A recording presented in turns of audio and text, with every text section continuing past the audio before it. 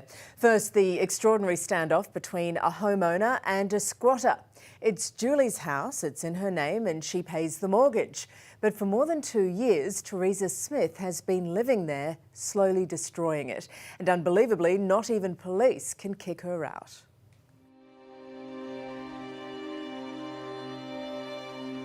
She's destroyed me. She's destroyed me. I'm gonna bash you, Julie, when I get my hands on you. What do you want? How long has she been in there for? 2.5 years. It's a long time. Yeah, a long, long time. You know, it's just destroyed. Teresa, can I please talk to you? One dead. I just want to know why. I just want to know why. I did love my house and I love the garden, yeah. This was Julie Pern's house only 3 years ago. Chooks in the yard, fruit on the trees. But it was more than just a pretty patch. It was the place that held her final memories of her dear father. We had to put my stepmum in a nursing home and she passed away and Dad lived with me. So it was the last place he lived with me and he loved it as much as I did. Julie's dad Ian became ill in 2016 and she had to place him in a nursing home an hour away. So she hopped in her motorhome and hit the road so she could be close by. She leased her property out to a family friend, Nathan Atkinson. But when she returned after her father's death, she discovered that Nathan had left and his sister, Teresa Smith, had moved in with her kids. And she was in the front garden. And I just asked, what was she doing? And she said she'd moved in. And that was that. That was late 2016. Julie claims that ever since, no rent has been paid on her deniliquin property. The only money that Teresa has handed over was to cover 2 large power bills more than 18 months ago. Not wanting to sour her relationship with the family, Julie says she's been patient, given Teresa space, tried to set up a formal rental agreement, and then even tried to get her financial help. You've gone out of your way to try and get her help, really? Yes, yes. To get a rent assistance, to get everything organised, and nothing. She's lost a pension or she's sick or the kids are sick or, and then it went from that, I'm squatting, so you can't do anything about it. There's dozens of messages from you in there asking her for rent money every single week and she doesn't reply to you? No.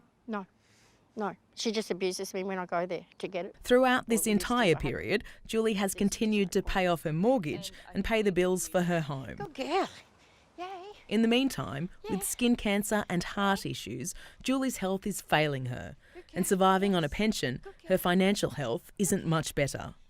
Julie has served 3 eviction notices upon Teresa, all of which have been ignored. She's tried to call the local police, only to be told they can't get involved until she's obtained a court order. But now she's been told by the New South Wales Civil and Administrative Tribunal, NCAT, that the case will be a difficult one as there was never an official rental agreement. It's such a shame. At her wit's end, she called us. Excuse me, Teresa? And together we went to try and talk to Teresa. Terrible.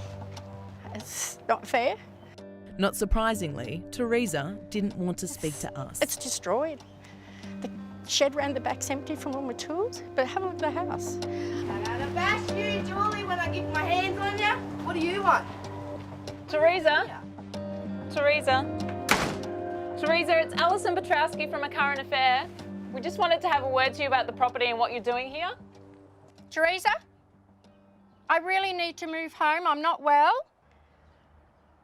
Have the decency come and talk to us, please, Teresa. Come on. Teresa, what sort of example are you setting for your kids by doing this? You okay, Julie? Yeah. Yep. The house has been turned inside out. Furniture has been discarded. Look at the bed up there. I mean, for God's sake. The front door's broken, and so are remnants of Julie's precious garden. And it gets worse. Her garage door is busted.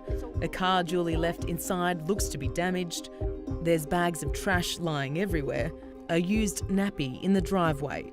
And all the personal touches that Julie had put on her little cottage now leave a sour taste. Love where you are. How does she look like she loves it? Don't think so. Teresa, can I please talk to you? One dead. Teresa, if you could just have the courtesy to come out and have a chat to Julie. I mean, it is her property. You okay?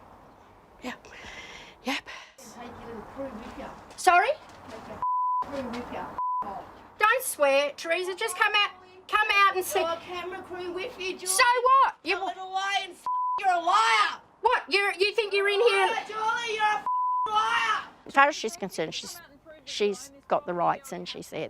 And she's told me that. You know, it's her place. She tells me to get off her property, get out of her house. I understand why you're paying your mortgage still. Why are you still paying the other things? Have you been tempted to cut her off? The rates? Yeah. No, because she's got kids living there and I couldn't do that. Squatters' rights do exist in Australia, but there's some very clear rules around it, and it's not an easy thing to claim. According to Leo Patterson-Ross, the Senior Policy Officer of the Tenancy Union of New South Wales, you need to be squatting for 12 years before you can claim ownership. He says Julie's only real option to remove Teresa is to go to NCAT once again and plead her case. Then it may be that actually the tribunal dismisses the case and says this isn't a tenancy, there is no legal relationship here, which makes it very clear though for the owner to say that you're trespassing on my property and call the police. Julie is doubtful after her previous experience with red tape trying to go to the tribunal. She's now also attempting to engage a solicitor, but is worried about the potential costs. She's set up camp a couple of kilometres from her house and says she's not leaving till she gets her home back. There's no guarantee if I go to solicitor and spend 20,000, 30,000 that will get her out either. So where are you left? No, not a good place. It's awful. Following more legal advice, Julie's going to deliver another termination notice for rent arrears to Teresa this week and will return to the tribunal to try to get her out.